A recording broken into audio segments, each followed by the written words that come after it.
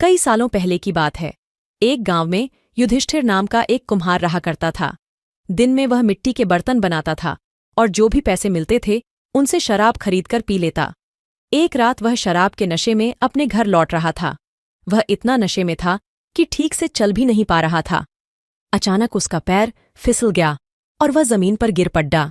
जमीन पर कांच के टुकद्दे पद्दे थे, जिनमें से एक टुकद्दा उसके माथे में घुस गया।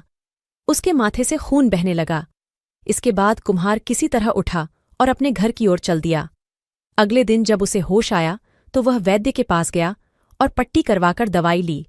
वैद्य ने कहा, घाव गहरा होने के कारण इसे भरने में समय लगेगा। पूरा भर जाने के बाद भी इस घाव का निशान नहीं जाएगा। इसके बाद कई दिन बीत गए। अचानक उसके गांव में सूखा पड़ीडीएच गया। सभी लोग गांव छोड़े डियाच कर जाने लगे। कुम्हार ने भी गांव छोड़े ढाच कर जाने का फैसला किया और दूसरे देश की तरफ निकल गया। नए देश में जाकर वह राजा के दरबार में नौकरी मांगने गया। वहां राजा ने उसके माथे पर चोट का निशान देखा और सोचा, यह जरूर कोई पराक्रमी योद्धा होगा और दुश्मन से लड़ते समय इसके माथे पर चोट लगी होगी। यह सोचकर राजा ने उसे अपने दरबार में एक खास जगह दे दी और उस पर विशेष ध्यान देने लगे। यह देखकर राजा के दरबार में मौजूद राजकुमार, सेनापति और अन्य मंत्री उससे जलने लगे। ऐसा कई दिनों तक चलता रहा। एक दिन शत्रुओं ने राजा के महल पर हमला कर दिया। राजा ने अपनी पूरी सेना को युद्ध के लिए तैयार किया। उसने युधिष्ठिर से भी युद्ध में जाने के लिए कहा।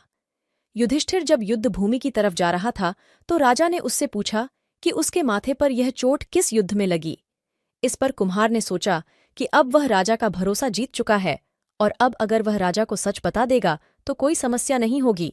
यह सोचकर उसने राजा ने कहा, राजन, मैं कोई योद्धा नहीं हूं, मैं तो एक साधारण सा कुम्हार हूं।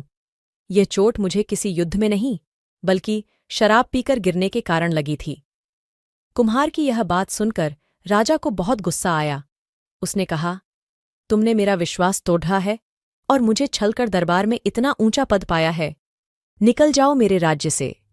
कुम्हार ने राजा से बहुत मिन्नतें की। उसने कहा कि अगर उसे मौका मिले तो वह युद्ध में राजा के लिए प्राण भी दे सकता है। राजा ने कहा, तुम चाहे जितने भी वीर और पराक्रमी हो, लेकिन तुम शूरवीरों के कुल से नहीं हो। तुम्हारी हालत शेरों के बीच रहने वाले उस गीदड़ की तरह है जो हाथी से लड़ने की जगह उससे दूर भागने की बात करता है।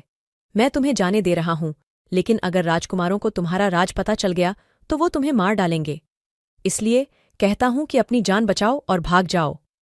कुम्हार ने राजा की बात मानी और तुरंत उस राज्य को छोड़ कर चला गया।